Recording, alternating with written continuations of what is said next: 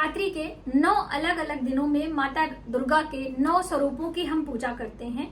नवरात्रि के अष्टमी पर या फिर नवमी पर कन्या भोज करते हैं, लेकिन इन 9 दिनों के दौरान हम माता रानी के प्रिय रंग, माता रानी के प्रिय भोग और माता रानी के प्रिय पुष्प उन्हें भेंट करने का प्रयास करते हैं और स्वयं भी उस रंग के वस्त्र धारण करते हैं।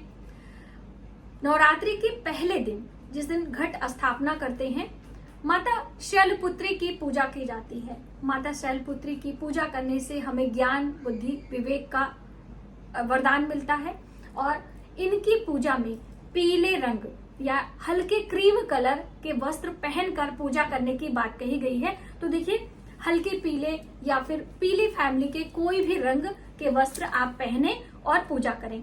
लेकिन जब भी कोई वस्त्र पहने तो आपको ध्यान रखना है कि वो साफ होना चाहिए, धुला होना चाहिए, कटा फटा या जला नहीं होना चाहिए। सेम टू सेम नहीं मिल रहा, हल्का फुल्का है तो आप ले लें। आप सूट भी पहन सकते हैं, आप चुन्नी भी ओढ़ सकते हैं, ठीक है। तो इस तरह से पहले दिन पीले रंग की प्रधानता रखते हुए आपको माता शैलपुत्री की पूजा करनी है। नवरात्रि के दूसरे दिन माता ब्रह्मचारिणी की पूजा करते हैं। माता ब्रह्मचारिणी की पूजा करने से हमें प्रकृति का वरदान मिलता है। प्रकृति से जोड़कर माता ब्रह्मचारिणी को देखा जाता है, इसलिए उनकी पूजा में हरे रंग की प्रधानता होती है, यानी कि हरे रंग के वस्त्र पहनकर पूजा पाठ करने की बात कही गई है। तो आप हरी फैमिली के कोई भी वस्त्र पहन सकते हैं, जैसे कि ये डार्क ग्रीन है और ये यहाँ पर मैंने मेहंदी कलर की साड़ी पहनी है। तो आप इस तरह से हरी फैमिली के कोई भी रंग पहनकर माता रानी की पूजा कर सकते हैं। माता रानी को भोग में शक्कर या मिश्री का भोग आप लगाकर माता रानी की पूजा, उपासना, कथा अवश्य सुनें। कथा की वीडियो मेरे चैनल पर है, आप वहां से देख सकते हैं। नवरात्रि के तीसरे दिन माता चंद्रघंटा की पूजा की जाती है। माता चंद्रघंटा की पूजा करने से हमें वीरता, साहस और बल प्रदान होता है। तो माता चंद्रघंटा की पूजा में भूरे रंग की प्रधानता, यानी कि भूरे रंग के वस्त्र पहनकर पूजा करने की बात कही गई है। तो देखिए, भूरे रंग के वस्त्रों में बहुत सारे लोगों को कंफ्यूजन है कि जैसे कभी कभी कोई प्लेन हो या प्रिंट वाला साड़ी होता है तो हल्का फुल्का, जैसे यहाँ पे ये बॉर्डर है या फिर हम बात करें प्रिंट है तो ब्लैक कलर का भी हो जाता है। तो बहुत सारी बहनें डर जाती हैं कि हम ब्लैक कलर पहने या ना पहने। तो देखिए, आपका बेस कलर जो होता है, मेन कलर, वो मिलता जुलता होना चाहिए, उस फैमिली का होना चाहिए। बाकी हल्की फुल्की प्रिंट है, बूटा है, बॉर्डर है, तो उससे कोई प्रभाव नहीं पड़ता है, ठीक है। तो आप जब भी साड़ी पहने, अगर थोड़ा मोड़ा है तो भी आपको डरने की जरूरत नहीं है, ठीक है। नवरात्रि के तीसरे दिन माता चंद्रघंटा की पूजा में ब्राउन रंग के वस्त्र यानी भूरे रंग की साड़ी या चुन्नी पहनकर आपको पूजा करना है। नवरात्रि के चौथे दिन माता कूष्मांडा की पूजा की जाती है। माता कूष्मांडा की पूजा करने से हमारे मान सम्मान में वृद्धि होती है, हमारा यश, हमारा विजय का पताका लहराता है, क्योंकि माता कूष्मांडा सूर्य ग्रह से संबंध रखती हैं और सूर्य का रंग क्या है? नारंगी। तो आपको नारंगी रंग के वस्त्र पहनकर माता रानी की पूजा करनी चाहिए। आपका मान सम्मान, यश, कीर्ति बढ़ता है। आप माता कूष्मांडा की पूजा में यदि नारंगी रंग के वस्त्र की प्रधानता रखें। नवरात्रि के 5वें दिन माता स्कंद की पूजा की जाती है और माता स्कंद की पूजा में पीले रंग की प्रधानता होती है। माता की गोद में भगवान स्कंद यानी कि कार्तिकेय का बाल रूप होता है माता की गोदी में, इसलिए माता की पूजा के साथ साथ में कार्तिकेय भगवान की पूजा करने का पुण्य फल हमें प्राप्त होता है और उनकी माता कहलाने का स्कंद माता के नाम से वो जानी जाती हैं। तो आपने नवरात्रि के 5वें दिन माता स्कंद की पूजा में पीले रंग के वस्त्र, पीले रंग के पुष्प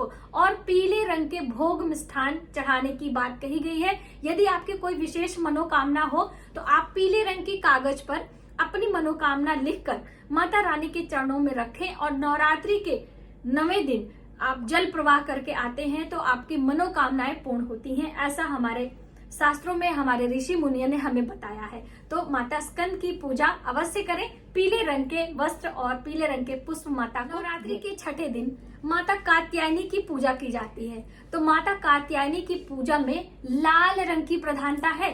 तो आप लाल रंग के वस्त्र, साड़ी, चुन्नी कुछ भी आप पहन सकते हैं। तो आपने लाल रंग के वस्त्र पहनकर माता कात्यायनी को प्रसन्न करना है। माता कात्यायनी को शहद का भी भोग लगाया जाता है। तो तो आप शहद का भोग लगाते हुए माता कात्यायनी की पूजा में लाल रंग पहने। देखिए, अगर आपके पास सेम टू सेम साड़ी नहीं है तो आप चूड़ियां भी पहन सकते हैं, आप चुनरी भी रख सकते हैं। मैं बार बार रिपीट करती हूँ कि आप परेशान ना हो, अपने पैसे को ज्यादा ना खर्चें। आपके पास जो मिलता जुलता रंग है उसी को पहनकर माता रानी की पूजा करें और माता रानी के मंत्रों का जप करें। तो इस तरह से नवरात्रि के छठे दिन माता कात्यायनी की आपको पूजा करनी है।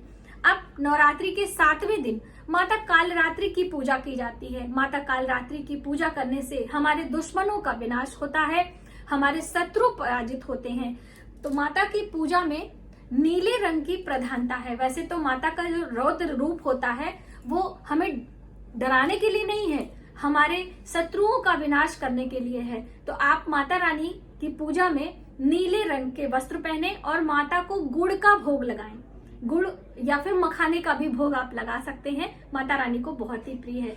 तो इस तरह से आपको पूजा में नीले रंग की प्रधानता रखनी है। अब देखिए, बहुत सारी बहनें ये पूछती हैं कि हम सुबह की पूजा में पहने या शाम की पूजा में पहने। तो देखिए, दिन में कभी भी आप पूजा कर रहे हैं, आप सुबह से पहन लीजिए, दिन भर पहने रखें, या शाम की पूजा में घंटे 2 घंटे के लिए पहनकर आप पूजा कर सकते हैं। नवरात्रि के 8वें दिन माता महागौरी की पूजा होती है। महागौरी अखंड सौभाग्य की देवी मानी जाती है। इस दिन हम माता को श्रृंगार की सामग्री, माता को श्रीफल यानी नारियल का भेंट करते हैं। तो इस दिन गुलाबी रंग की प्रधानता बताई गई है। तो देखिए, गुलाबी रंग के फैमिली के कोई भी वस्त्र आप पहने। इस दिन आप साज श्रृंगार अवश्य करें। अपने पैरों में महावर, अपने हाथों में मेहंदी, बालों में गजरा आदि लगाकर माता रानी की पूजा करें और माता को सिंदूर अवश्य चढ़ाएं। अखंड सौभाग्य की देवी है, इसलिए आपको गुलाबी रंग के वस्त्र पहनकर माता रानी की पूजा करनी चाहिए। अब नवरात्रि का 9वां दिन, जो कि माता सिद्धदात्री के है, अष्ट सिद्धि 9 निधि के दाता। तो आपने माता सिद्धदात्री की पूजा में जो आपने पूजा उपासना 9 दिन तक करी है वो सिद्धियां प्राप्त करने का दिन होता है। तो इस दिन माता की पूजा में बैंगनी रंग की प्रधानता बताई गई है। आपने देखा, हमारे जो इंद्रधनुषी कलर है उसमें 7 रंग हैं, तो उसमें से एक कलर बैंगनी भी है।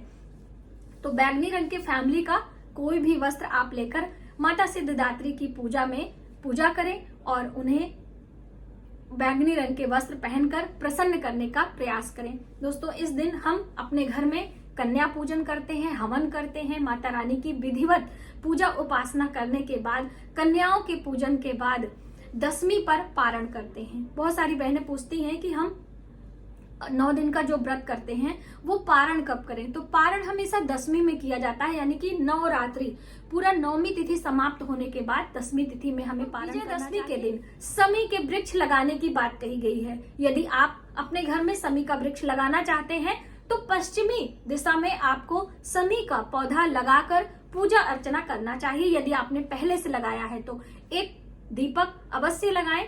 और कहते हैं कि इस दिन समी पत्र यानी समी के पत्ते हम अपनी तिजोरी में यदि रखते हैं तो हमारे धन में वृद्धि भी होती है। तो दशहरे वाले दिन यानी कि 12 अक्टूबर को आप समी वृक्ष की पूजा करें, दीप लगाएं। संध्या के समय दीप दान की महत्वता बताई गई है, तो शाम को दीप दान करें। दिन में जल अक्षत पुष्प चढ़ाकर पूजा करके कुछ समी के पत्ते उतारकर आपको अपने तिजोरी में रखना चाहिए। ऐसा करने से आपके धन में वृद्धि होती है और इस दिन आपको अपने मान सम्मान में वृद्धि के लिए श्री रामचंद्र जी की पूजा करनी चाहिए। श्री रामचंद्र जी सूर्यवंशी थे, उनके मस्तक पर सूर्य का, ललाट पर सूर्य का हमेशा प्रतीक होता है, तो आप उनकी पूजा करें, इससे भी आपके मान सम्मान में वृद्धि होती है। तो दोस्तों, इस तरह से आपको नवरात्रि के 9 दिनों में 9 अलग अलग रंगों का चुनाव करना चाहिए और माता रानी के अलग अलग मंत्रों के जप से उन्हें प्रसन्न करने का प्रयास करना चाहिए।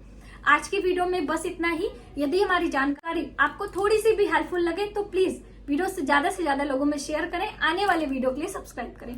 मिलते हैं एक नई जानकारी के साथ नए वीडियो में। तब तक आप अपना ख्याल रखें। जय माता दी।